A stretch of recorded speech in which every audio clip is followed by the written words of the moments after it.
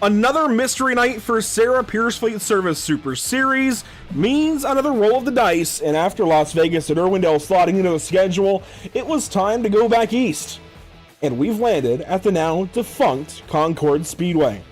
Fittingly and affectionately seen as a mini Pocono, this half-mile triangle is a huge challenge for setup builders, for drivers, and for broadcasters alike.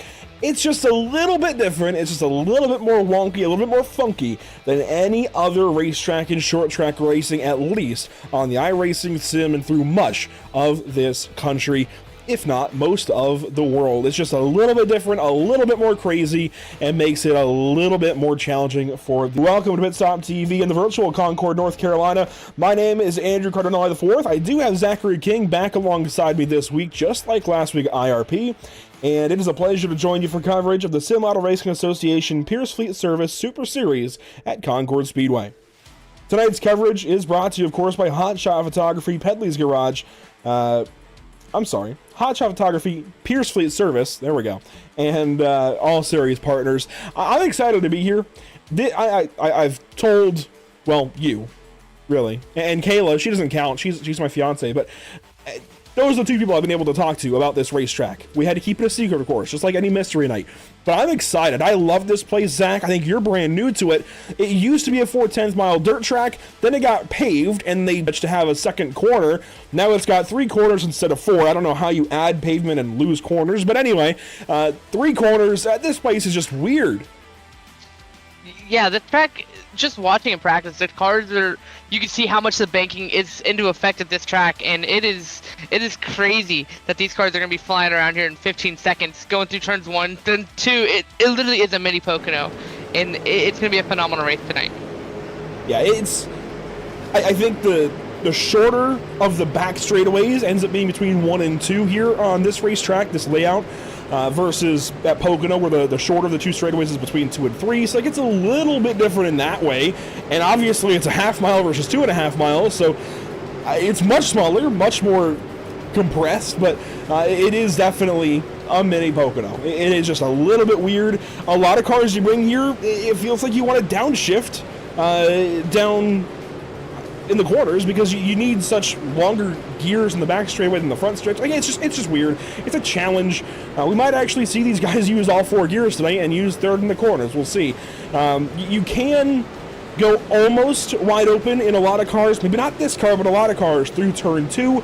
A lot of cars you also have to lift just a little bit. I mean, it's just weird. I don't want to keep using the same word, but strange. That's a word I could use. Down in 1, you can carry a lot of speed. You can almost stay in the gas through turn 2. I suspect these guys will have a little more of a corner there than the car I was driving for practice laps earlier, which of course is the street stock, completely different, much slower. But down in turn 3, I think that'll be the slowest part of the racetrack. Really on the brakes, tighter around that apex, and back onto the front stretch. Interestingly enough, Contender went here last night, and I believe Josh Parrish walked away with a win in his split, so he might be one to watch for this evening. But let's go ahead and get right into it. Points, it's going to change up, and I'll tell you why, Zach. I know you're still brand new to the series, but already we can see Cole Cabry is the favorite for the championship. He has not been able to make it into the session tonight. He was actually practicing earlier, but had some kind of bug when he was trying to load a setup and got booted from the session. Grant Brown, same problem. They are not able to race tonight. They missed qualifying, and they're out. So this is going to be a big drop for each of those drivers, and nothing against Grant Brown. He's a great guy, but this is going to be a whole lot more serious for Cole Cabry than it is for Grant Brown. Yeah, as we saw Cole Cabry, he started near the back of the field last week and was able to drive from, I believe, it was 23rd to 2nd in that 115 lap race. He's so fast, but this is definitely going to hurt him. I believe there is drop races, so I think he said something about that in the post-race interview last week. So it's going to be very interesting to see what happens after this race. I do believe there's 2 drops for the season, and you can, I mean, he can at least rest easy-ish knowing that this will be one of the drops. Like, it's not a disaster entirely, and he does have a massive lead, 29 points, that's 57, 86 on down. Like, it's going to hurt him. He might lose first, but if so, he'll be right behind Josh Cottle more than likely. He's going to be okay. What it's going to do, though, is put the pressure on him the rest of this season. And this being, if we bring up the schedule graphic now, this being the final race of the calendar year, there's a lot of time between now and Lanier. These guys have a lot going on, whether it's real racing, whether it's Impel Motorsports National Tour racing, other stuff just on iRacing in general. There's a lot of time between now and race 7, which is the next race coming up. So when we do come back in 2026 and we go back points racing in January, it's just going to put more pressure on Cole because there's going to be a lot less mistakes allowed at that point, right? He's got to be a lot more consistent. And not that he hasn't been consistent, but it's just going to be that much more difficult because if he does have a bad race, well, then the bad results might start counting, and then other guys can step in for the championship possibly. So if we pull the points back up really quick, this is a make it or break it night for anybody else on this graphic, Zach. Josh Caudle, Alex McCullum, Jacob Harberts, even Spencer Dickinson. They've all got to be on their A game tonight. I would even throw Kyle Turzak, Cameron Hamilton, Matt Rolfe, Joel Smith. I mean, they're long shots for the title. But if they want to start getting back into contention, it needs to happen tonight. They need to go out there and get a W. Yeah, we're at the halfway point, so if you're Cabri, this is the perfect. I'd rather you have it now in the middle of the season than at the beginning of the season, so you have your chance to save that drop race. But yeah, Turzak, phenomenal last week. He led the whole race, 115 laps from flag to flag. He was phenomenal, and if he does that again, we could probably see him moving up in the points again, and he could be a real championship contender. He's fast in practice, on top of the charts in practice. He's been phenomenal, and it's gonna be great to see him run it tonight. Corey Bodie currently leads the practice session. We have one more graphic to look at before we get down to all the nitty-gritty of practice times and such. Let's go ahead and get to it. We've got power rankings updated from last week, and well, are they updated? Yes. Sorry, I'm looking at different numbers across different series. These are updated. Cole Cabri, you can see his number is still up in the 60s. Again, this is out of 100 realistically. So Cole Cabri clearly doing a lot better right now than the rest of the series. But I will say, McCullum and Caudle, they aren't terribly far off. They're within 10 points, and they're right on top of one another. But other names worth noting, I think certainly have to be that Casey Kelly is still on this list, and Kyle Turzak is up in the top 10 now in power rankings. Jacob Harbert's still hanging on there. A couple of oddballs. They didn't have great races last time out of IRP. Mitch Drunowski and Tracy Petter, could they get up there and have a good run again tonight? They're ones to watch, I'd say, for sure, to keep this kind of momentum going.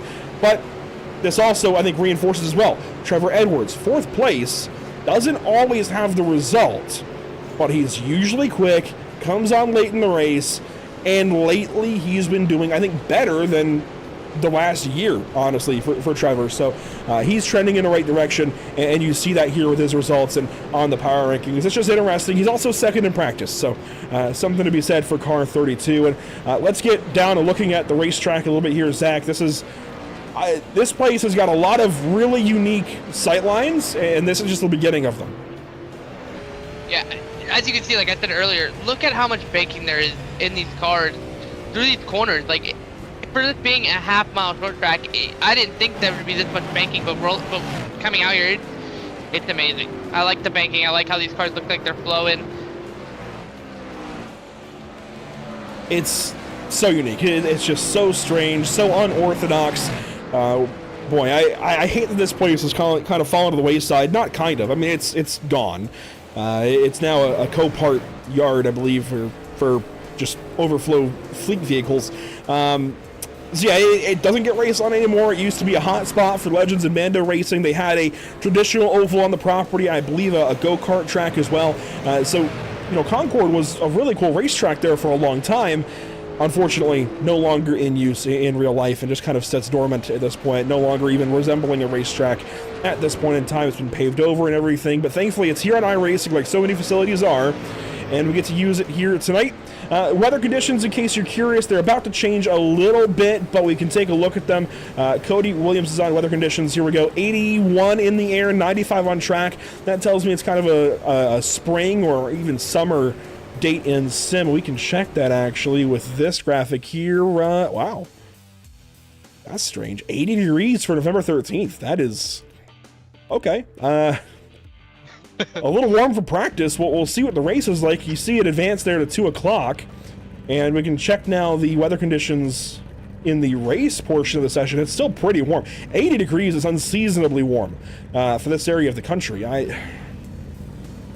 live within an hour of this location. 80 degrees is rare for November 13th, but hey, it gives these guys a little more to think about maybe with this race setup. I don't know. That's a little strange. But regardless, 81 degrees in the air, more or less. 89 on track. Clear skies. Humidity is manageable for sure. It's not that bad for North Carolina, I'll say, and calm winds. So it's going to be a decent race, I think. And again, one of those just weird racetracks that is going to throw these guys for a loop. It was a lot of the normal players out front, though, in qualifying. Of course, this series does have that top 8 metric where drivers get rearranged per the points in the top 8, and they qualify one way, they start another. Let's take a look at the top 8 as they qualified. Alex McCullum, technically first row of the Lucky Performance starting grid. He will likely sort to the back end of this top 8, or at least close to it. Ty Majeski, I'm not sure exactly where he's going to slot in. This is his first start of the series, at least this season, I do believe, along with third place qualifier Ryan Kuhn. It'll be Steele Langford qualifying 4th, Josh Cottle qualifying 5th, Lynn Blake Massengill, and back in row 4, Kyle Meyer and Kendall Tucker. I suspect they will be towards the front of this little field. And then Zach, to round out the top 10, Parker Traves and Jacob Hardwitz will start in row 5. Yeah, and rolling off in 11th to be Corey Bodie. Alongside him will be Matt Rolfe. Behind them will be Dante Curtis and Kyle Jerzak, last week's winner. Rolling off in row 8 is going to be Tracy Petter and Cody Dempster. Row 9 will feature Cameron Hamilton and Mitch Stronowski. And filling in again for Casey Kelly will be Chase Williamson and Kyle Souza, rounding out the top 20. Back at 21st, Riley Stenjum. He needs a big night here tonight. Aaron Johnson could use one as well. Justin Crow rolls off 23rd, then Brian Tedeschi, row 12. Joel Smith, Trevor Edwards back in row 13. Blake Thronberg, Spencer Dickinson, the final 2 on time. Then it looks like it will be Daniel Pope and Justin Laxton getting the provisional, so RJ Williams, it seems, will go home. He was subbing for Keith Jeffrey. Cole Cabry not here tonight due to the iRacing issue that he had. Daniel Pope will start this race. Grant Brown also will not make it in. So 3 go home, 30 will start. This is going to be, again, a really cool race. Some fan cam perspectives around the Concord Speedway. I'm excited. I hope everybody else watching is excited. Zach, I hope you're excited. I'm sure you are. This is going to be a really fun and unique race for this series. But here we go. We're going to ditch that iRacing.com pace car. It's going to head down to the relative safety of pit lane. We've got 150 laps. Take a look at Whiplash Cam's race details while we go green. 150 laps here at Concord Speedway. All begins now.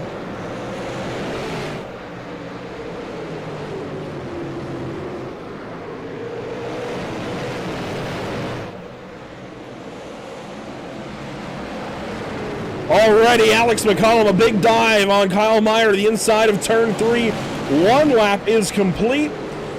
And there you see, it's the usual kind of SARA format for this race. Nothing too crazy. 150 laps, 75 miles, and already the first mile being very useful for Alex McCollum, up to 3rd spot.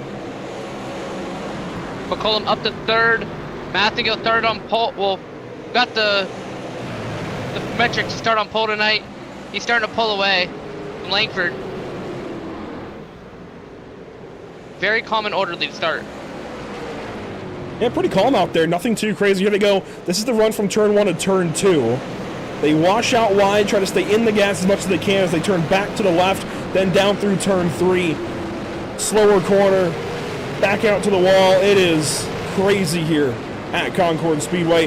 Oh, Mr. Nowski a little sideways there off of turn 4, but they get it all sorted out. But out front, as you mentioned, Blake Massengill kind of won the metric, and so often we see drivers win that metric, Zach, and hang on to the lead for a long time. We don't usually see it all race long like it was last week at IRP, but Kyle Terzak made the most of it. Blake Massengill looking to do the same.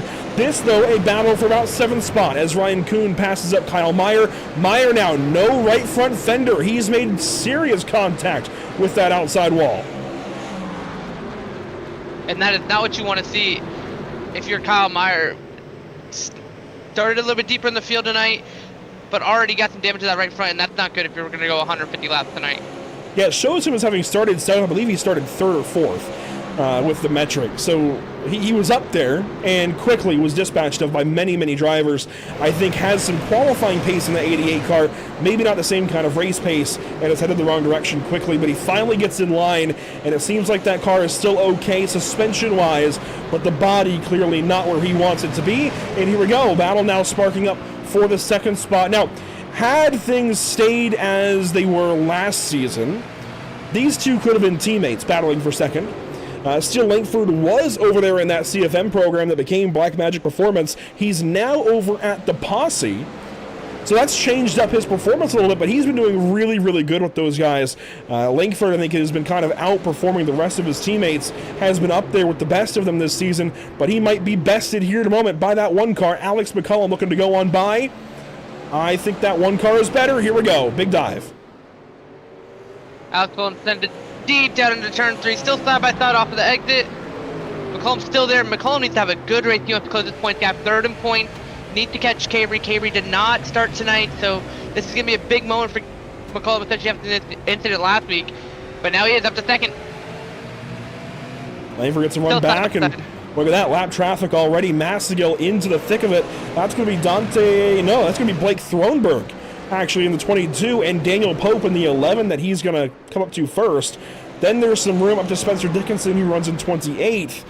But lap traffic on lap 14 is not ideal for the race leader. That's going to be a challenge the rest of the night for sure if this continues this way. McCullum into 2nd now, dispatches at the 33 car.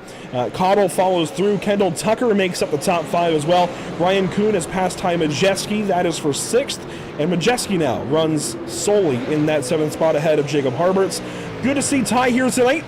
Always love when he checks in for a SARA race, but he has a front row seat to some great battles ahead as Josh Cottle makes a pass. That was on Alex McCullum for 2nd. Cottle gets by McCollum. We're going to say it again. Everybody's going to have a good race if they want to close the gap to Cavery. Cavery was so strong last week. Cottle try to reel in Massagill. Massagill's still going through that lap traffic. He's got 1 through 1. Still got 1 more to go. This is down the back stretch into turn number 3. Caution, first one of the night. Kyle Souza, car number 7, is turned around out of turn number 1. And the car looks okay. I'm hoping this is kind of a quick spin for the 7 car.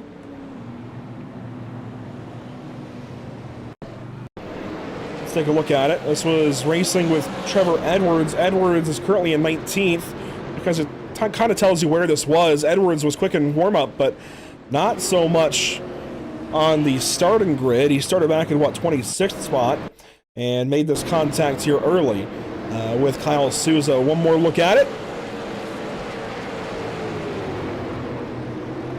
Trevor might have missed the bottom a little bit, but that just seems like racing contact to me. Oh my gosh, look at that avoidance. I don't know who that was, but that was... Wow. A lot of cars missing this very narrowly. Stenjum and many others. Laxton with one of those. Spencer Dickinson went way down low. Pit stops now for some drivers. Trevor Edwards is heading to the rear. There he is, but others are pitting. Kyle Souza, one of them. Along with Blake Thronberg hitting the pit lane. Cody Dempster and Cameron Hamilton also pitted under this yellow. They are cycling back around now. There's Hamilton in the 10. And Dempster had a great run last week at IRP. Not so much here tonight. Started 16th, already has some front end damage. We have covered really just the front 10 so far in this race. Clearly, you can see that the back 20 have been very much gloves off, full contact. Yeah, that left front bent up a little bit. Gotta think, how much does it play into effect? If you have damage, how is it going to hurt these tires? And we see it in the ARCA cars, we see it in the next gen. How does it affect the handling of the car? I don't know that body damage is going to hurt these guys too bad. I think there is something to be said for a little bit of aero effect as these guys are making their choose there. The choose, by the way, this week is on the 2 to green lap into turn 1. Basically, once they pass that pit exit cone, you just go to the inside, onto the apron if you want the inside, and stay on the racetrack if you want the outside. Through this choose, we have seen Massagill take the bottom, Cottle take the top, McCullum take the bottom, Langford take the top, then it was Tucker low and Kuhn high. Really, I don't think body damage is going to be anything too crazy at first, but certainly if you stack it up over the course of the race, it can affect your car. We'll see how it goes for some of those drivers in the back with that damage. For now, here we go. Restart zone, lap 22 becomes lap 23. Green flag once again here at Concord Speedway. Matthew gets a really good launch from McCollum, follows him through, still side by side. They roll through turns 2. Masco able to pull a little bit of a gap. McCollum almost to the back bumper as they enter turns 3. Masco leads. I feel like I heard some contact in the back of the field, but they get through that series of corners okay. Dive here into turn 3, back up out of the corner, front straightaway now for these drivers. Dante Curtis headed the wrong direction. He's losing some spots, but Alex McCullum on the offense gets by Josh Cottle on the restart and is setting his sights on that number 10 car. It's interesting as well, Massagill has kind of gravitated over to the shop recently and has become, I think, one of their better drivers, honestly. He has really fit well over there at Cottle Chassis and the shop, and he's showing it here tonight. He just needs that track position, and the 10 car could definitely hold his own, but he's going to be put through one of the ultimate tests of the SARA Super Series, holding off former champion Alex McCullum. This is no easy feat, Zach. I mean, this is kind of testing him to see if he can really become a winner here tonight. Same thing we had with Terzak last week. We had Terzak lead a lot of the race really early in this race, but yeah, it's going to be that first test is really what's going to see if Matthew can hold on.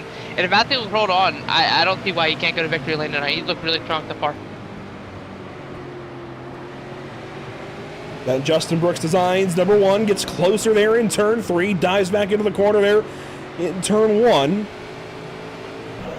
Little fan cam action here doesn't hurt. This is a racetrack that I definitely had on my bucket list. When I moved to North Carolina, this is somewhere I wanted to go.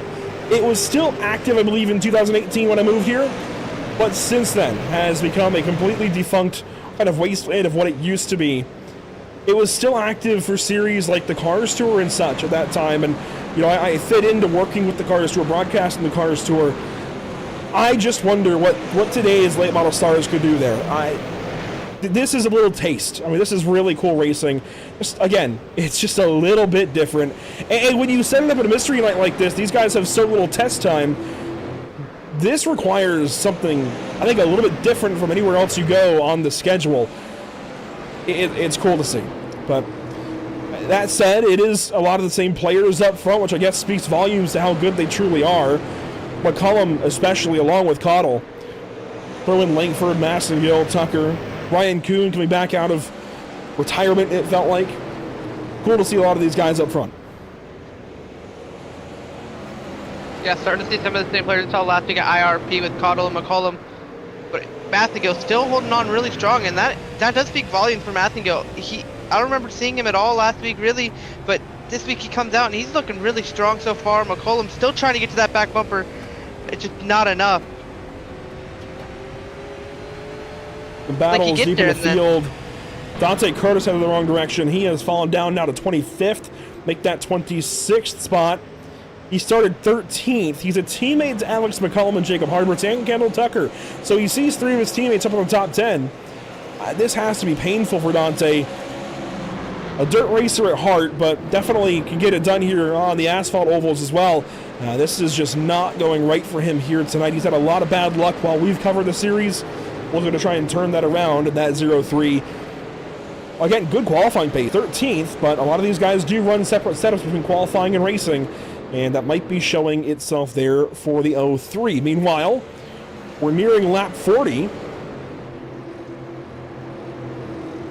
And when Matt let me know that they were going to run Concord here tonight, it was only, I think, like 24 hours ago or so.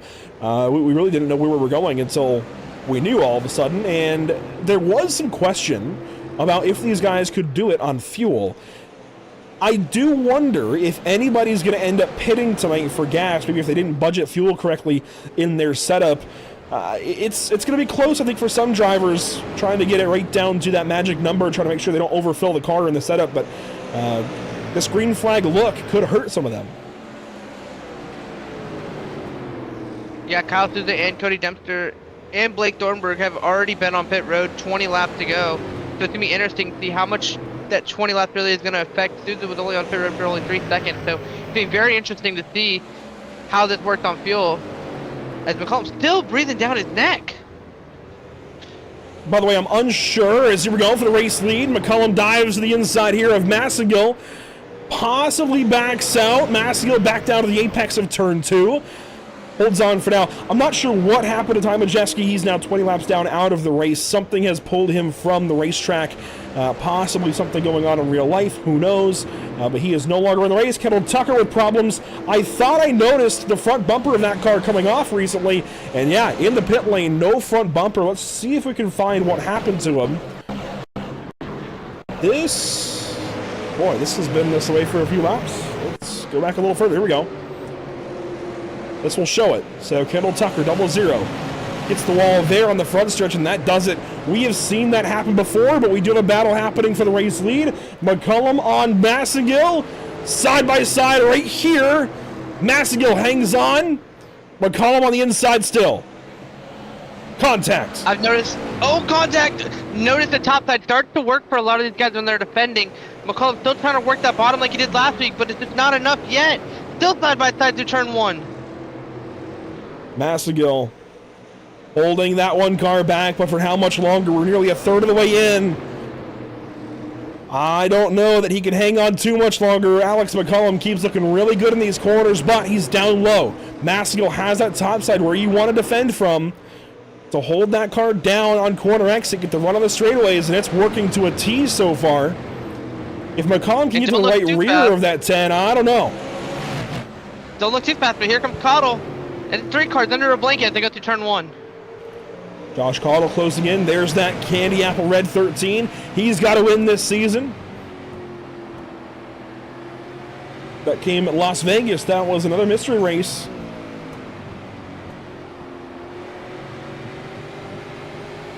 Unfortunately for Kendall Tucker, he's out. 7 laps down now.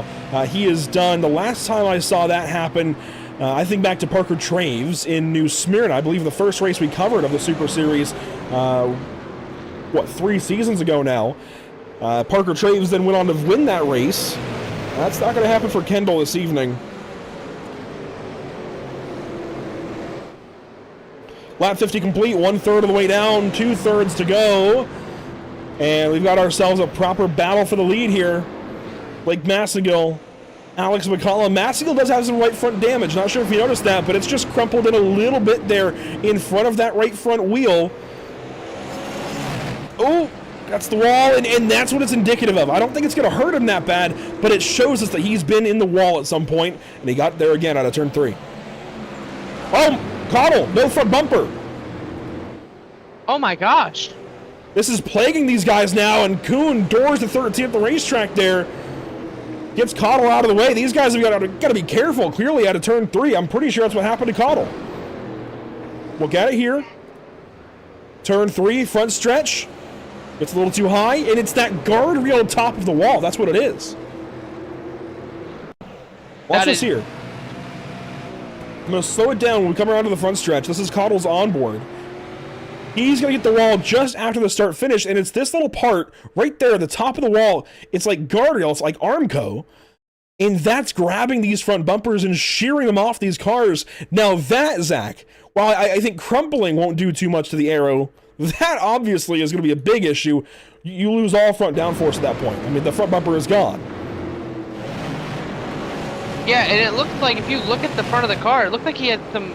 It looked like his roll cage is bent in too. So obviously that was a serious hit on the car's end.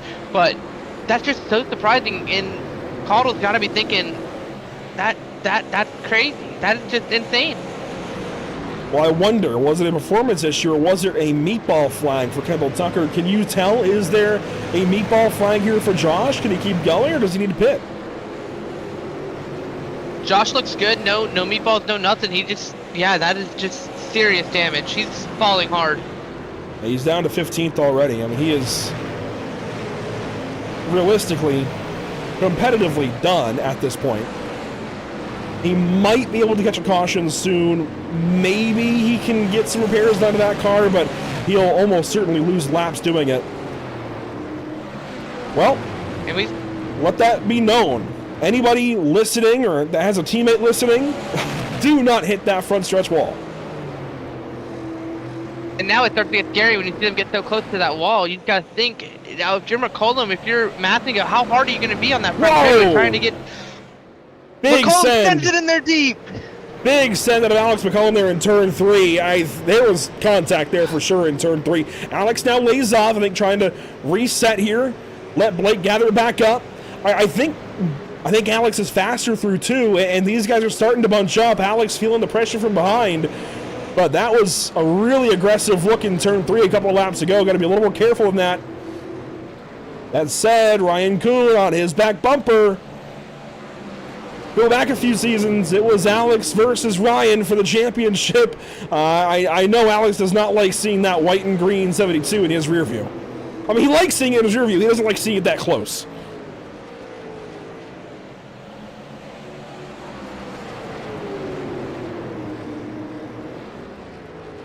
Four cars now under a blanket to exit turn 3. Matthew still trying to hold on, clip the wall there on the front straightaway. McCollum's looked really strong, so it's Mathingo, but we're over halfway through this race. Almost halfway through this race already. McCollum back down deep again. I wonder, Zach. I don't think Ty parked it right at the drop of the green flag and went back green. I think he might have got the wall too on the front stretch. Could that have been the case for Ty Majeski? Here we go, send it again. McCollum deep in turn 3, gets into the 10 car slightly. Massengill hangs on. But how many more sends can that 10 car take? I mean, you can only keep hitting the guy so often. And Alex isn't doing anything malicious. He's just trying to pass. But he does keep making just a little bit of contact. But that's short track racing. That's heads up stuff. Harbert's now joining the fight. 5 cars now for the top spot. Yeah, you saw on the right of your screen, Ty Majeski on pit road, but he has his front bumper, so... Yeah, go back, 20, 30 laps. How long has he been in the pit lane? He's been there for 45 laps now, 13 minutes nearly.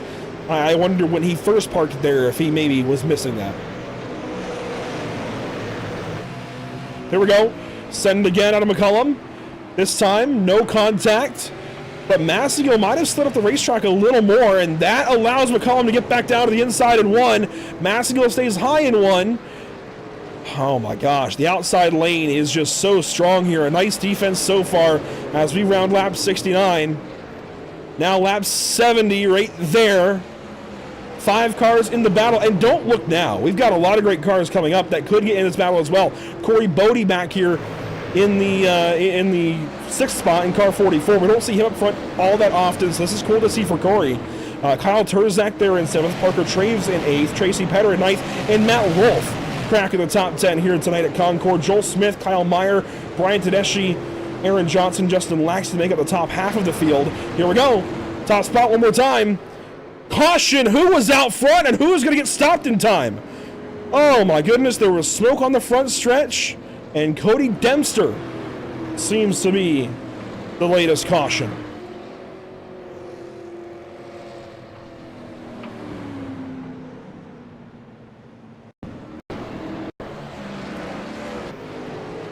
We'll see if it truly was Dempster or not. He was already a little off pace. Seems like he's got some decent damage to that 24 car. Let's ride on board and see if it was him or somebody ahead of him. I believe it actually was Riley Stensham. Hang on. Yes, here we go. Out of turn 3, Stensham gets loose, slides, gets hit, and parks it. Daniel Pope was the passing car that made contact with Stensham's rear bumper. And timing and scoring is showing Blake Massengill as the leader, by the way. Wow. I wonder, can we watch the flag stand camera maybe and see when this caution truly comes out? Oh, there was contact back here, and oh, wow. Oh, there will be a big story here actually with Stenjam and Souza. Hang on, let's go back and get the in-car. I didn't see this at first. Here is Stenjum through turn 1, and then we'll see when the time of caution was. In turn 2, he's just there as Souza gets into him. And I think Stenjum might have just thrown it in and been done at that point, but then go to the flag stand. When does the caution come out? Are we going to see it right there? Maybe back a frame or two. But if we look at these top two, I mean, that's how close it is. It is that narrow, razor's edge close for the lead. We're about to go back green. These guys have chosen as of a lap ago, Zach, and look at that. Massengill, I think, reacts. He goes high this time, gives McCullum the bottom. I think it's really smart for Massengill to be on the top here. Just rolling the momentum is so big in racing. And he needs to be able to roll the momentum on the top. And he needs to be able to launch first, too. So he may be able to get clear and still roll that top just to keep the momentum up. Here we go. We'll be halfway this time by. Laps counting under caution. Blake Massengill, Alex McCullum, your front row. Then Ryan Kuhn, Steele Langford, Corey Bodie, Jacob Harbert's green flag. Decent start from Massengill, but McCullum is there.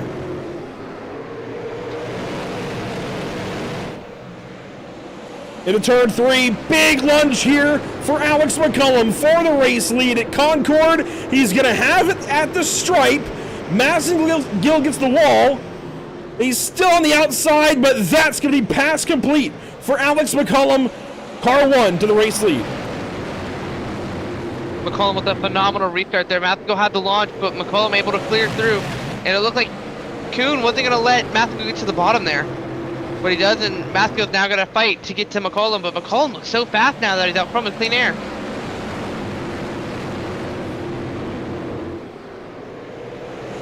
A lot of great side-by-side racing throughout the field, but it starts in third place. Ryan Kuhn, Steele Langford, side-by-side here for the third position. We have not seen much of Ryan Kuhn lately. Good to see him here tonight.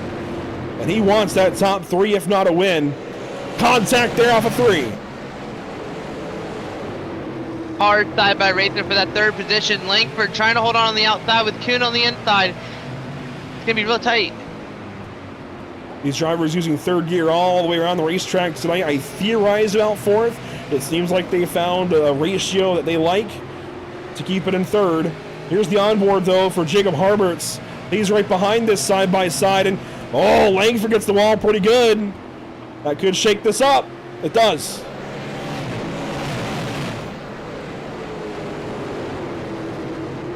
Kuhn gets by for third. Langford now slips into fifth. Harberts gets by first. Side-by-side now is Kyle Terzak and Corey Bodie. This is for 8th position. Joel Smith, Tracy Petter, they're creeping in. This might be 3 wide to turn 1. Hello. Yes, it was, and there's a crash. Joel Smith around. Corey Bodie gets a piece. Oh. That was Cameron Hamilton just squeezing by. Mitch Strunowski has no front bumper. That's big for the 14 car. High up in the power rankings. And that 14 is going to be just about done as far as competition goes. Joel Smith, no left front. He's done. Wow. Joel Smith was a big part of that crash. Corey Bodie, another. Tracy Petter, I believe, also involved. Bodie, a little wonky there in 3. Checks up to the outside of Petter here in 1. And Petter just gets into Bodie, but I think Bodie could have given him more room. Oh, man, and Aaron Johnson got a big hit on the way by the 24 car. There you see Joel Smith with no front, left front tire or wheel at this point. It's just hanging on by a thread and disconnects here in a second.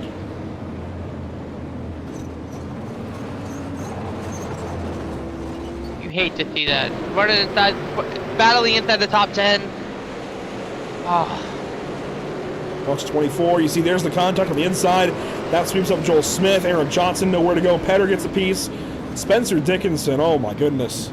Barely sneaks by there. And, you know, for somebody who has not had a great start to the night here tonight at Concord, Spencer in the top 10 in power rankings, I feel like was a surprise to me at least. This could be, he's now 11th on the racetrack. This could be a lucky performance, lucky break of the day. To have these cars get swept up and so narrowly get by it like that, that could be a contender for lucky performance, lucky break for the 6 car. Good for him to get by all that and keep on going. Pit stop now for Kyle Meyer. There he is in the pit lane. Cameron Hamilton leaves the pits. And Meyer now gets up and gets going. Bodie in the pit lane. Seems like he's done. He had a great run going. And Joel Smith, of course, no left front. He will be done. Ty Majeski, there's his car. He just pulled off a little while ago and seems like he's done.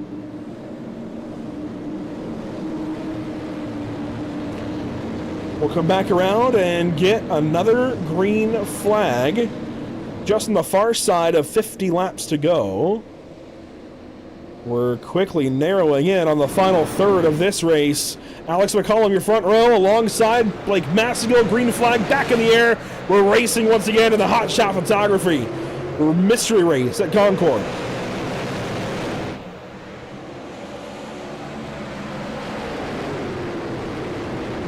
Ryan Kuhn could quickly have second. He's on the inside of Blake Massigill now through turn one.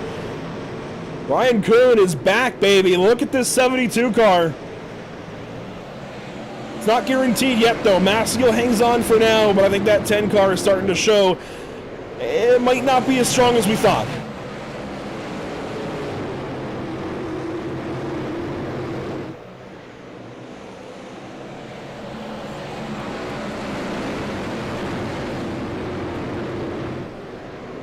Kuhn nearly gets clear.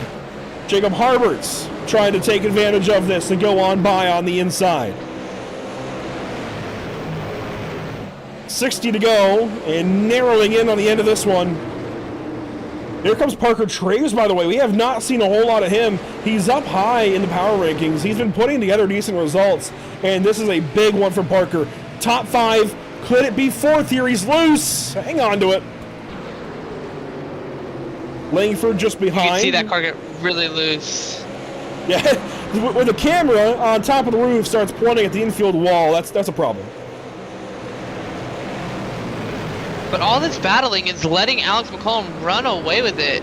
Kuhn's now got to roll in McCollum about 9/10 back. Langford might have used up the zero just a little bit. Parker Traves seems like he's getting a little bit desperate on the inside of Blake Massigill now. What's battling behind, though, is really, really good. Langford and Rolfe.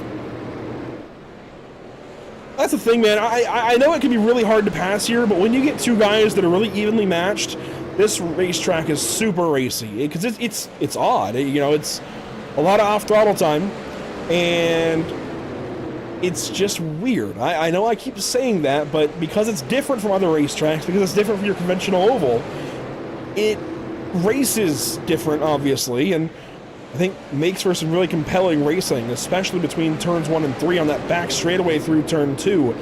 Really, really fun to watch these guys sail it through there. Langford got way free. That was a good catch.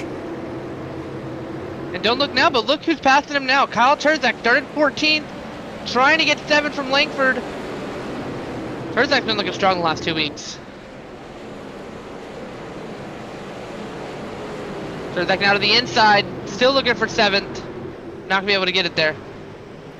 I suspect this will still be, you know, a good night for Terzak overall, but it's definitely, I think, showing that last week was a product. I'm not going to say sole result of the starting position through the metric, but it was a product of the starting position with the metric. He's clearly good, but this shows that when he has to come through traffic as opposed to starting first, it's a little more challenging to keep that 15 car up front in the results page. So a little bit of work to do for Terzak because these guys are getting really, really free. It's been a lot of green flag racing.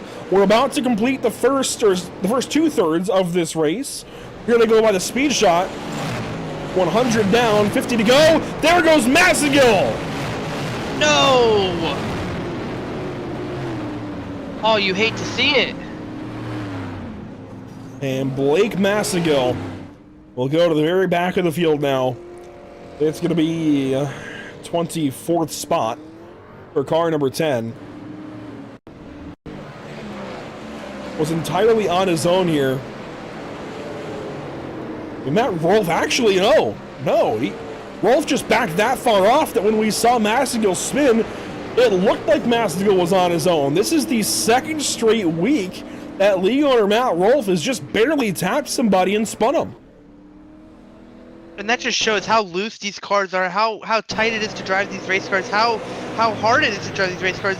Masco looked like he had it saved, but that light little tap just sends that car around. And there you see this wacky racetrack. You know, there's a lot of different ways you can run it. I think that really shows exactly that. I mean, watch these guys take turn 3 completely differently, and it leads to this contact because Massagill stays a little wider, arcs down for exit, but Rolf kind of charges the corner a little bit. Either way is perfectly valid because Rolf is going to hook the inside and stay on the bottom, and you know he's going to make the corner just fine, but it's two very different ways to run the corner. They meet in the middle, and ultimately that's what brings out that caution. This should be the choose this time for Alex McCullum. It is. There's some cars leaving the pit lane. They stay low. McCullum goes low. Kuhn goes high. We'll see where they all slot in.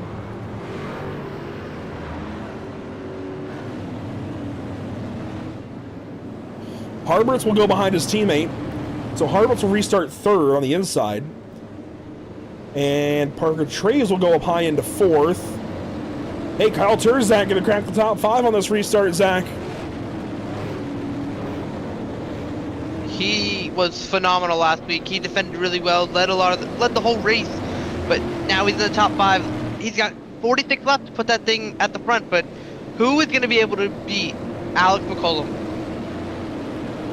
We'll have to wait and see. A big thank you to our partners, All Pro Virtual League, Brown Racing Development, Brett Suggs Racing Media, Corey Bodie Motorsports, Crow Sim Shots, Davis Chassis Works, Dylan Bates Racing, Hides, Pride, Leather and Sheepskin, Hot Shot Photography, Impel Motorsports, How About, International Short Track Association, Pedley's Garage, Pierce Fleet Service, Privateer Race Parts, RJW21 Management, RS Center Trucking, SARA Next Gen Templates, SimRapMarket.com, the Association, and Trackside Threads.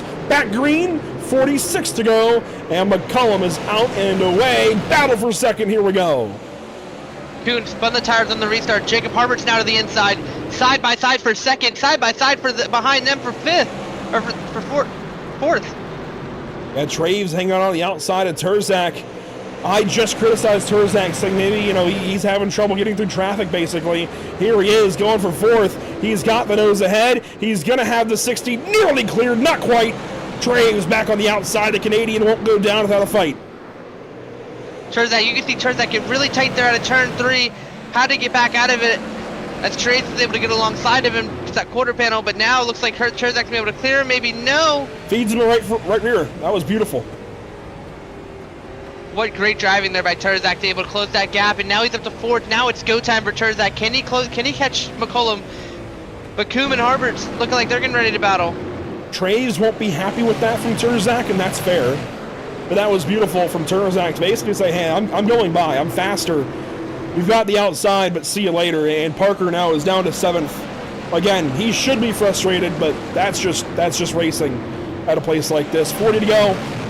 Parker Traves slots in there in 7th. Trevor Edwards nearly takes the front bumper off that race car. You've got to be careful with that. We've seen that get several cars tonight. And look who's in the top 10 now, Zach. Talked about him needing to get back up there for power rankings to maintain that. He's in the top 10, or no, he was. Hey, well, I swear, this graphic might be old. I'm pretty certain, I know I updated it. I wonder if I grabbed the wrong one, or is it in here? No? Is it here? Oh, there it is. Okay, I knew something was different. Here we go. Yes! This makes so much more sense. This is what okay, I put it in the wrong graphic. Anyway, this is your updated power rankings. And there was just a massive, I heard somebody crunch. Anyways, Cole Cabry on top, 71.4. This makes more sense. So if you wondered why I was kind of out of sync with my graphic earlier, this is why. Cole Cabry, 71.4. His number is going up. Josh Kyle Terzak are next to each other as Mitch Drunowski hits the pit lane. Drunowski is 8th on this graphic, but look at Spencer Dickinson. He's on there. Parker Traves is on there. That, I think, helps wrap everything up. Everything I was trying to say earlier. Names I said were on the graphic but weren't actually. This is why I had the wrong one. Anyways, this is the correct power rankings graphic. This is the difference from last week to this week. Cabry moving up. It's crazy. He gained like 6 points from last week to this week. It's insane. I mean, Did you not see him race last week? I mean, that's fair.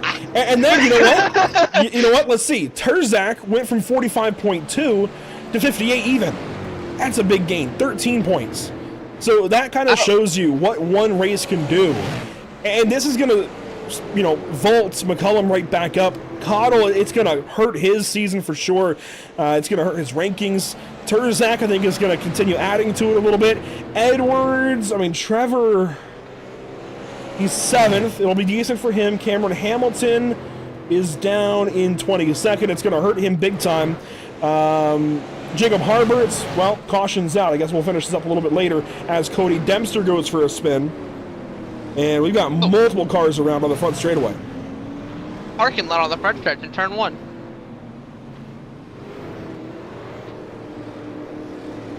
Cody Dempster involved again in a little bit of extracurricular. Kyle Souza, Blake Thronberg. Souza got the apron. Dempster checked up, and Thronberg just gets him. Oh my goodness. Rolf Cottle's in it. That's big. And Massengill. Hey, Cottle's got a front bumper again. Well, Massengill does not. Rolf loses his, I believe. So this is big. A lot of front bumpers lost. We've seen how painful that has been for these drivers. You see Dempster just check up. Thronberg gets him. Rolf then gets Thronberg. Curtis comes in. Massengill loses that front bumper and sends the 13. That is pretty big for a lot of drivers there. A big checkup at the rear of the field. That is not good. From high above. Souza just grabs the apron and has to gather back up, but everybody else behind him did not notice that. And oh my goodness. One more look. This time from the fan cam. When we go back green, and maybe even if we have a second here under caution, we're going to be talking North American Racing League Driver of the Day. It's that time. We're down to 30 to go, and these laps go off quick here at Concord. We have just a moment to talk about it real quick. I gave you a reprieve from having to do it right away, Zach, last week because you were new. Now you've been initiated. Who you got? Oh, he had an incident earlier. Trevor Edwards up to 7th, started 26th on the grid, up to 7th. What a drive by him today. So we'll each get one nomination in now, and then when we go back green, we'll wait a couple laps, then get another one in. So Trevor Edwards is on the board. And you know what? Haven't seen him in a long time. I can't ignore Ryan Kuhn. He's going to restart second on the inside of Alex McCullum, so the inside of the front row. I got to go Ryan Kuhn here. I think he's deserving of it. Has had a great race to this point. Qualified third, started towards the lower end of the top 8, though. So he has had a little bit of a race to this point. Here we go. Restart zone coming up. We'll get 2 more on that list in just a second. And we've got 27 to go.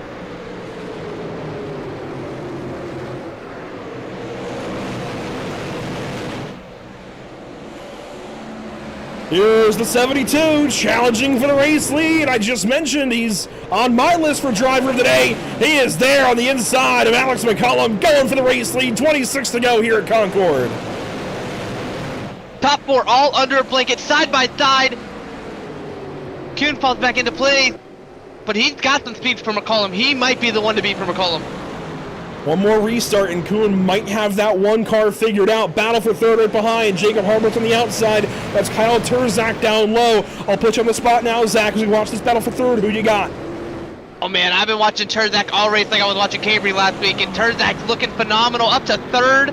Started a little bit deeper in the field. Had the win last week. I think it's a good drive for him today. With that in mind, I'm going to give it to Parker Traves. My other pick has to go to the 60 car. He has worked his way forward. He's been kind of sneaking into the top 10 lately. I'm going to give him a nod. That vote's going to go live over on YouTube. Get your votes in. North American Racing League Driver of the Day here, SARA style, on a Thursday night at Concord. Oh boy, third place is getting spicy. Terzak being a little bit of aggressive. He's using the body up. Side by side down into turn 2. Attacked almost. Oh man. Oh, Harbert's in the wall. Big hit for the 80 car. No caution as of now. He keeps it rolling. I think he got it pretty well locked down before he actually hit the wall. Slowed the car down a lot. I think he's okay, but lost a ton of spots. I mean, 10 spots in that one moment alone. But the big thing for Harberts here is he did not lose that front bumper when he hit the wall. That is That's the right. main thing here. We've seen a lot of guys hit the wall and they drop back. Harberts hit the wall but didn't lose his bumper, so this is a big thing for him. That might be a lucky performance, lucky break right there, just alone. I think with how much he slowed the car down and that he didn't lose the front bumper, I'll give it a nod. That could have been a lot worse. That's pretty lucky for Jacob to keep the car rolling. He's 14th though, on the outside of Tracy Petter, trying to move back forward. He could still get a top 10. I think that's somewhat realistic with 20 to go. But he'll have to pass Petter, Laxton, Pope, and Williamson, and those are some really good drivers that he's got to go by. At the front of the field, here's a look for the race lead. Terzak has slipped back a little bit, but these top two, oh my goodness. As old as sliced bread at this point. One of the greatest battle combos, if you will, in this series. Been a lot of fun to watch. Here we go.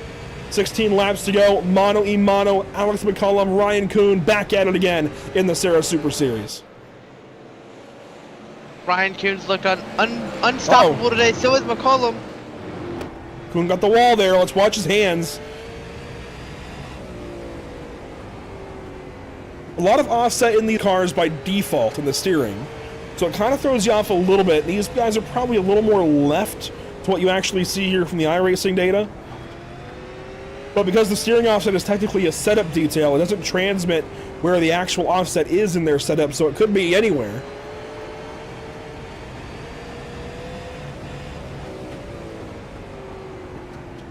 Kuhn's starting to fall back. He might need another caution to be able to rally back and get McCollum. I think so. I think he needs a restart or two to get that one car and just play it just right. And we're starting to run out of laps. We're starting to run out of time for that to happen.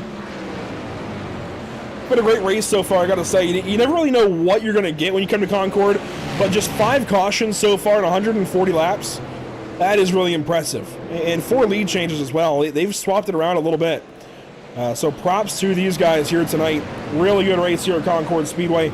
I know a lot of guys were a little skeptical. We're very skeptical when they saw the session open at Concord here for a mystery night, but Matt Rolfe knows what he's doing.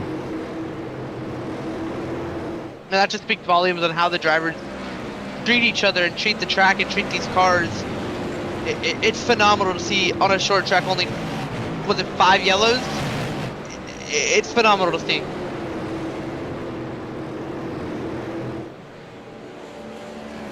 Ten laps to go, the last time by the flag stand. Langford starting to look to the inside of Terzak. Traves gets into Langford. That'll break this battle up a little bit. That will alleviate pressure off of Steele. Maybe now Steele can work on that 15 and get a podium out of this. I just have to say, Traves has been getting used up today. If you're Parker Traves, you cannot be a happy driver. He got used up by Terzak a little bit. Didn't get used up, but he was shown the right rear quarter from Terzak a little bit earlier. Then was beaten and banged after that happened, but now he's still getting used up. If you're Parker Traves, you got to be a little upset in the car. And look who's creeping into the picture, Trevor Edwards. There's a reason he's on those power rankings. And there's a reason you picked him for driver of the day. He just keeps creeping into the picture lately. I don't know what has turned things around for Trevor, but something changed. I got to believe it's the color. The color purple on that race car, since going to it, has really been helping him. By the way, Harbert's just lost a couple of spots. He's now down to 15th. He had gotten by Petter, I believe, and now sinks back behind him as we come around to take 5 to go in just a moment. Here's race leader Alex McCollum across the line. No lap traffic immediately ahead of the one car. It should be easy sailing from here unless we get a yellow.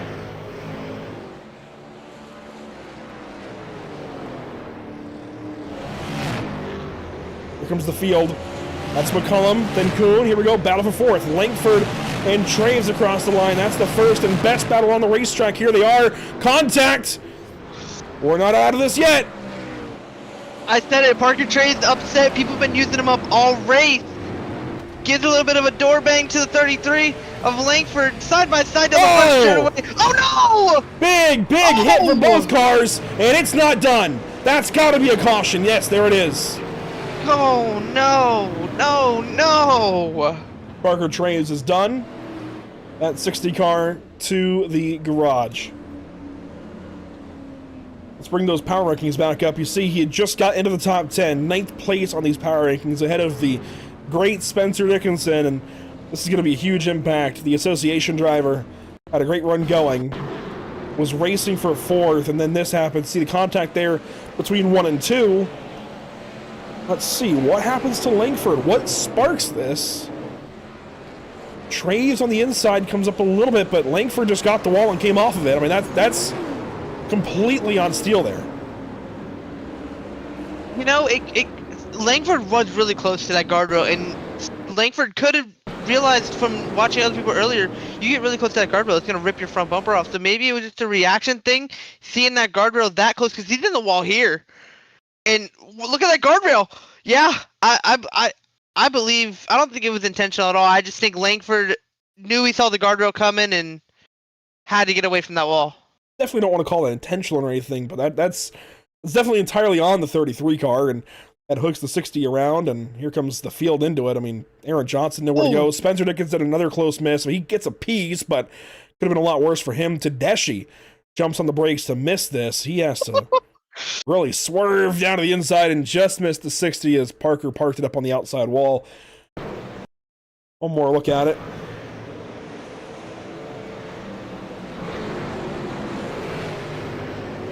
I'd like to onboard to the 32 if we can. I think we're about to come back green, and we would. This is just another look at it here for the 60, and everybody coming careening into it. We are about to go back green flag racing. We're going to overtime, and we get 2 attempts here in the SARA Super Series. What does overtime mean? Well, we get 2 laps, a green lap, a white lap, then a checkered to finish it. If the green lap is completed, the race is official. Doesn't matter which attempt it is. So if we get to the white flag, the race is official. We raced it out from there no matter what. But if we get a caution in that green lap, we'll try it one more time. 2 total attempts. This is attempt number 1. Here we go. Green flag coming back out. Restart zone coming up. Alex McCullum, Ryan Kuhn, front row. McCullum chose the inside. That's surprising. Green flag is back out. Overtime racing at Concord. McCullum with a big jump. Here comes Terzak on the inside of Ryan Kuhn. Looks like Kuhn again spun the tires. White flag this time. Edwards up to 4th. And this restart is official. It's Alex McCullum, Ryan Kuhn to race it out here at Concord Speedway. Hot shot photography. Mystery night. Ryan Kuhn trying to find one more way by that number 1 car, but it's going to be Alex McCullum getting it done. Car number 1 victorious at Concord Speedway. They played clean. Those 2 guys, class of the field today, top 2 for a reason.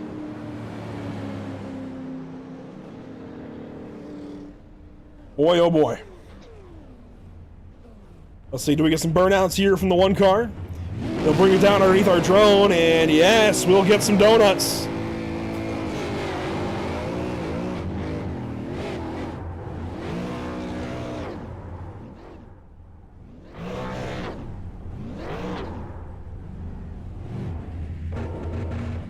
And What Alex a drive by McCullum. McCullum today. McCullum gets to park it in victory lane. Big crash there across the stripe, though. We'll get a look back as to what happened there coming to the finish of this one. I think I spotted Aaron Johnson in it. And this was just after the checkers. We'll go back a little bit further. Let's look for this 78 car. Hard to miss. Bright red, bright blue. Chase Williamson right behind, subbing for Casey Kelly, Spencer Dickinson as well. Johnson gets loose in 3. Hit by Williamson, and then they just squeeze up. Dickinson's there, and oh my goodness. Car's in the air again. One more look at it. Johnson will finish 6th. Everybody else just came squeezing in behind.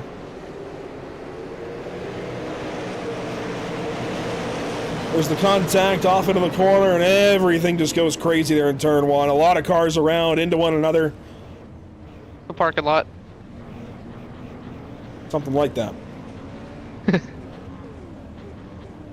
Let's Let's watch that restart back from the 72 car.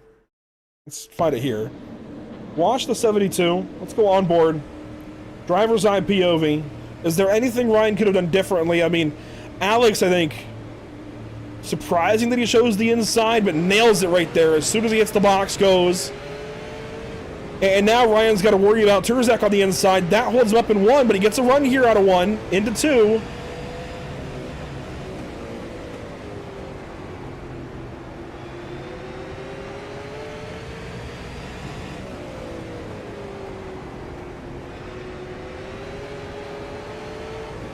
I don't think there's really anything Ryan could have done. I think Alex is just really, really good at what he does. What makes this series so great is Kuhn had a chance. He could have got to the back bumper of the 1 and gave him a little bump and run, but chose the classy way and chose not to do that. Well, remember, and that we talked about it. We talked about it last week at IRP when we unloaded. Cameron Hamilton was the first car to the line the previous week at Irwindale, but because there was contact, the finish was brought back. Cameron Hamilton's win was disallowed. It was given to the next driver. I believe it was Cole Cabry, and that's just how it goes. That's the precedent in the Sim Auto Racing Association. Contact for a win like that, contact for a pass for a position will be penalized. That's the precedent. They all know it. So Ryan Kuhn didn't go too crazy or anything. He knew he had to beat Alex on merit. And frankly, Alex McCollum just a little too good tonight. Ryan Kuhn wasn't going to get there. Let's take a look at your unofficial race results. Alex McCollum led 81 laps here tonight. Just over half the race. Ryan Kuhn second. Kyle Turzak comes home third. A big night for him again. And I was skeptical for a while of Turzak's speed. Clearly, he turned on the afterburners and got going. Trevor Edwards as well, and Steele Langford hangs on for a top 5 for what it's worth. Aaron Johnson 6th with that damage. That's big for Aaron, and cool to see him, frankly. This close to the front. I know he's had some bad luck lately. Spencer Dickinson top 10. Chase Williamson, another good run, subbing in for Casey Kelly. Daniel Pope. Remember, he was a lap down in the opening run. He finishes 9th. Brian Tedeschi will round out your top 10. Finishing 11th, just outside of the top 10 is Tracy Petter behind him. Justin Laxton, Jacob Harberts had a really good race going on early on, got some damage. Finishes 13th. Justin Crow behind him. Cody Dempster, Kyle Souza. Then behind them is Kyle Meyer, Cameron Hamilton, and Matt Rolfe. Rolfe had a couple incidents caused this today. Dante Curtis round out your top 20.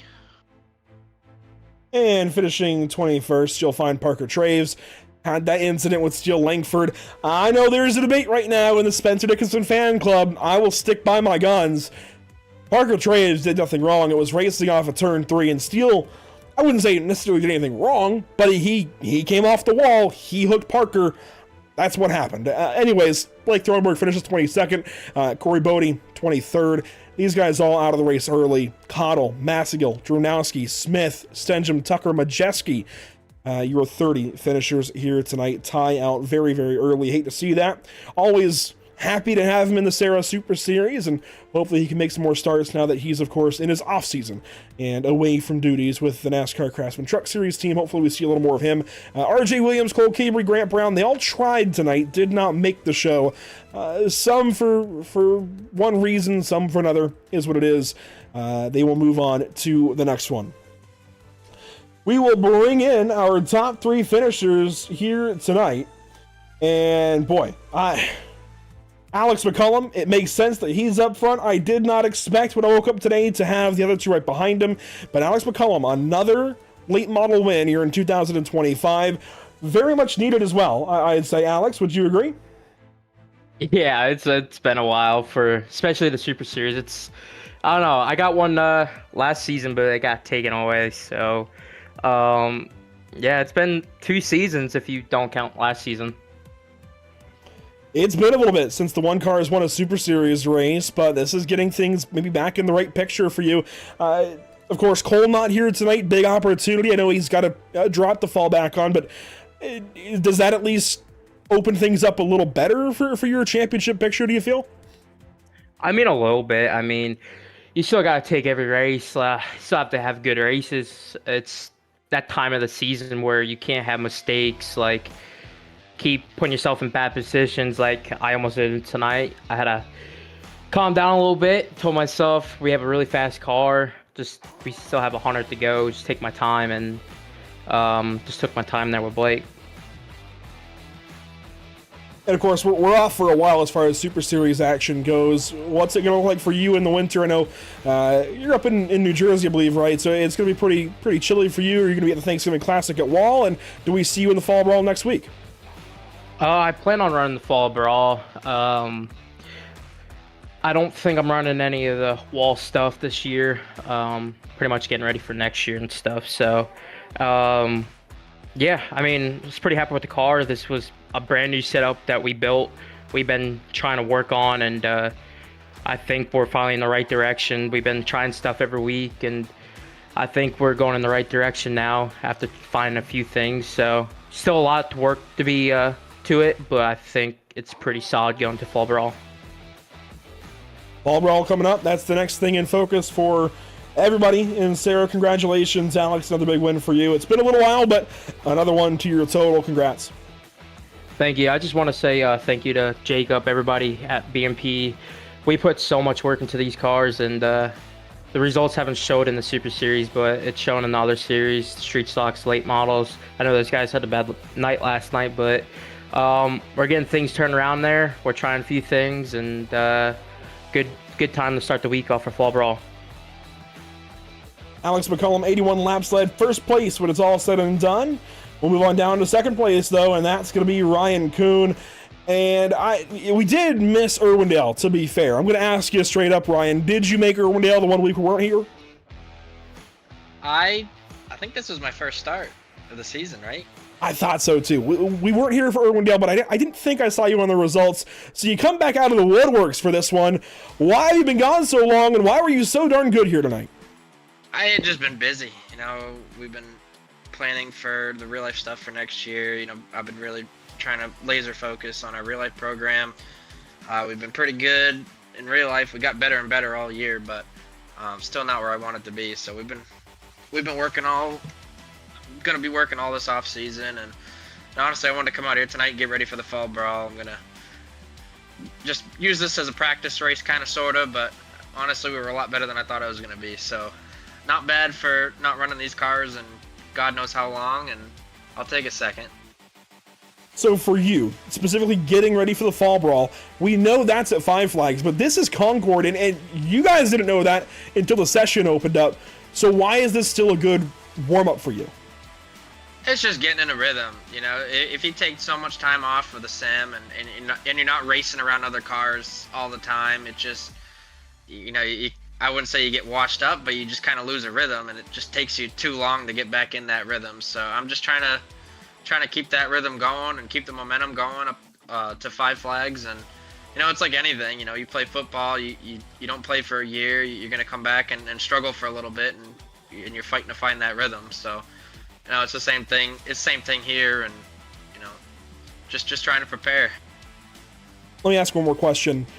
When you woke up today, not knowing where we were at, did you expect to be second place or anywhere in the top 3 in this race? To be honest with you, I didn't even plan on running until about 9 o'clock. 9 o'clock came around. I'm like, I got some time, so let's, why not? Let's use this as a good practice, whatever the racetrack may be. Just get in that rhythm, and I didn't expect to finish second. I would have been really happy with the top 5, and second was much better than I thought I was going to be tonight. And Spencer Dickinson Fan Club, I rest my case. Corey Bodie, I'm looking at you. But Ryan, hey, it's good to see you back, and I'm glad you're going to be in the Fall Brawl next week. Congratulations on a P2. We'll see you in Five Flags. Appreciate it, guys. Thank you. And on down to third place, we will grab the one, the only Kyle Turzak. Yes, most recent winner before tonight in the SARA Super Series. But I'll be honest, Kyle, halfway through this race, I saw you were back, back in the top 10, more or less. Clearly, obviously, fighting through traffic. Not an easy place to pass, and it's a mystery night on top of that. Starting to think maybe last week, not a fluke, but maybe a product at least of starting up front. Now that you've gone through the back half of the race, I'll eat some words, but how would you sum it up? Do you think last week was still a product of where you started? Do you think this week was more indicative of the pace you guys truly have in that 15 car? Yeah, I think last week, it definitely helped us to start up front, but we had Cotto and all those guys start up front, and this race we started in the back, I was really, really good in practice doing some Q runs, but as soon as I got in qualifying, I don't know, I kind of just threw everything out of the window, and I kind of sold them on my Q lap, and I knew that we had to do a lot of work, and it was going to be hard to pass here, and a lot of people were losing noses tonight, and that kind of helped me. Actually, it helped me a lot because they were really fast cars, and that noses got taken off of, and I knew that definitely helped me. And with all those restarts, I knew that the outside was coming in, and I kind of had to pick and choose, who was good, who was not, and it was actually very difficult to navigate. But somehow we got a P3 finish, so definitely helps with the point situation. Third place after starting 14th. That's definitely big for you, and as you mentioned, big for the points. It's going to keep you kind of afloat, at least treading water as we go into this break for the Super Series. And the buzzword in these interviews has been the Fall Brawl. What's the game plan for you next week as we unload in virtual Five Flags, or virtual Pensacola? What's the game plan? Which races are you running? Aren't you running? Where are we going to see 15? Where are we going to see the 15 car finish? There we go. Hopefully in that number 1 spot, but I'm going to be running street stocks and of course super late model, and I'm going to be running Grant's ARCA deal. So next week's definitely going to be a hustle. A lot of laps, a lot of practice, and Ryan Kuhn. I know that he's been dialing these things in, and I know that we're going to be pretty good. Coming off of 4th place, I think it was last year. So definitely going to have a lot of momentum going in one of my favorite tracks with the Super. So really excited for that. And hopefully after this break, keep continuing these good finishes also in the Super Series. I'm glad you mentioned Ryan. He comes back out of the woodworks. He decided, apparently, at 9 o'clock to come run this race a half hour later. How nice is it to have him back on the racetrack with you guys here tonight, a week ahead of a pretty big event for the series next week? And how nice is it to have him in front of you as well, kind of leading the way and finishing up front?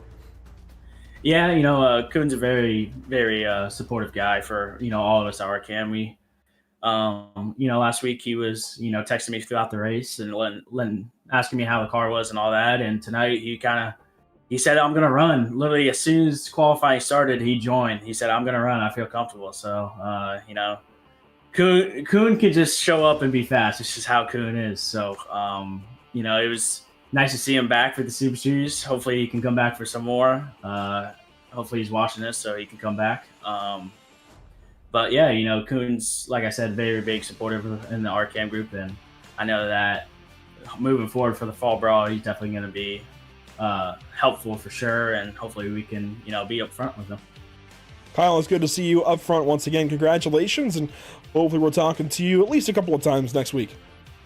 Yeah, I just want to thank Hot Shot Photography, sponsor for tonight's race, and Kyle Adams for, letting me run the show over there.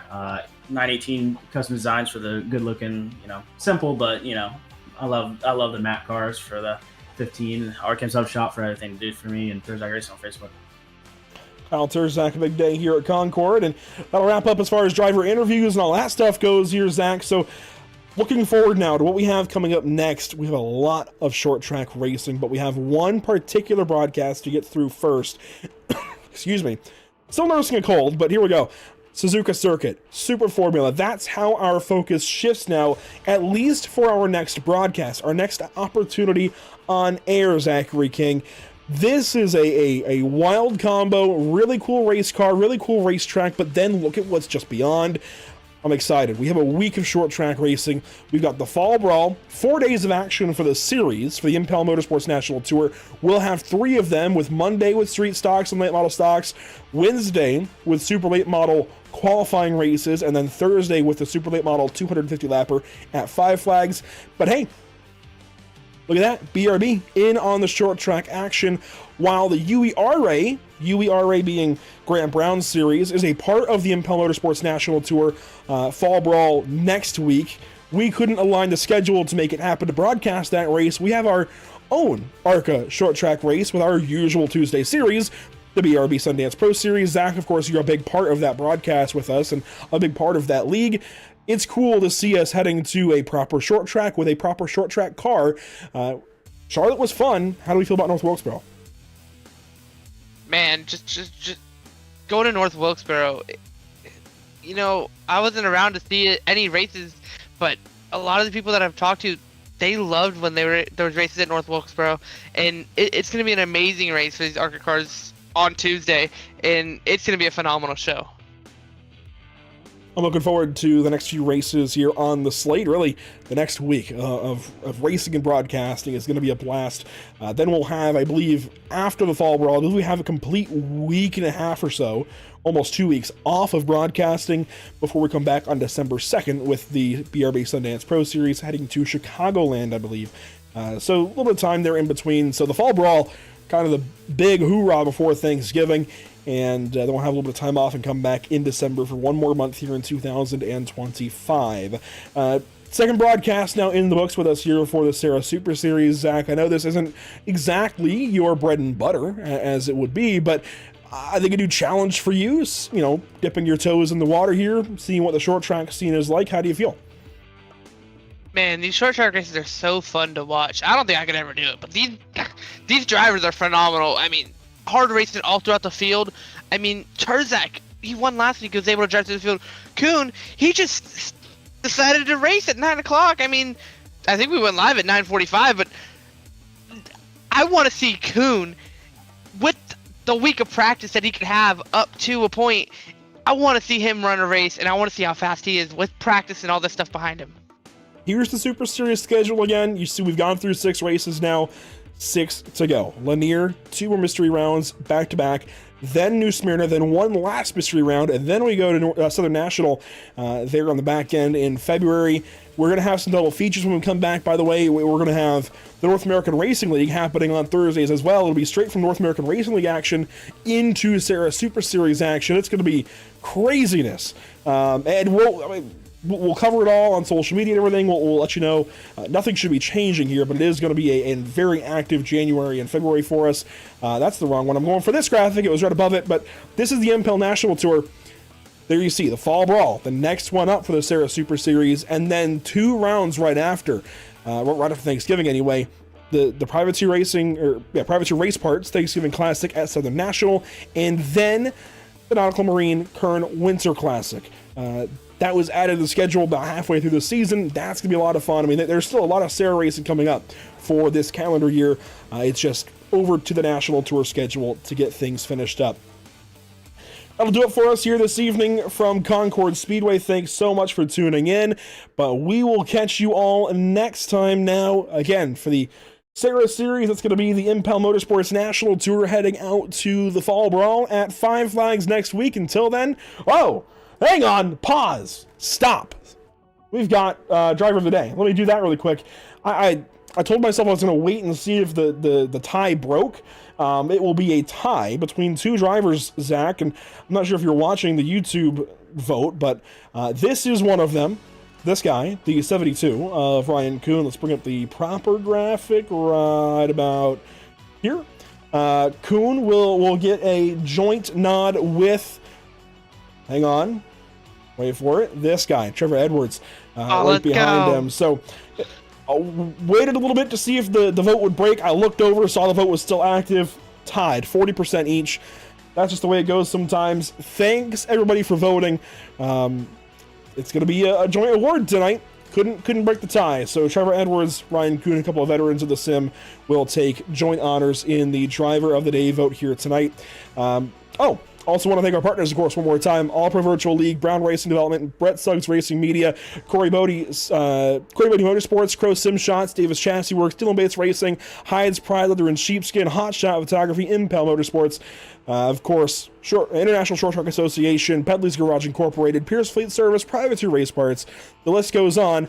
RJW21 Management, RS Center Trucking, SARA Templates, SimRepMarket.com, the Association, Trackside Threads, and our partners here at the channel, Whiplash SimCams, ATVO, CC's Business, Cody Williams Design, Lucky Performance, and the North American Racing League. We'll see you all next week. The Fall Brawl coming up. And we'll see you Sunday, hopefully, as well, for the Major Series in their 2025 finale. Super Formula Suzuka, we'll see you Sunday. Otherwise, we'll see you at Five Flags next week. Have a good night.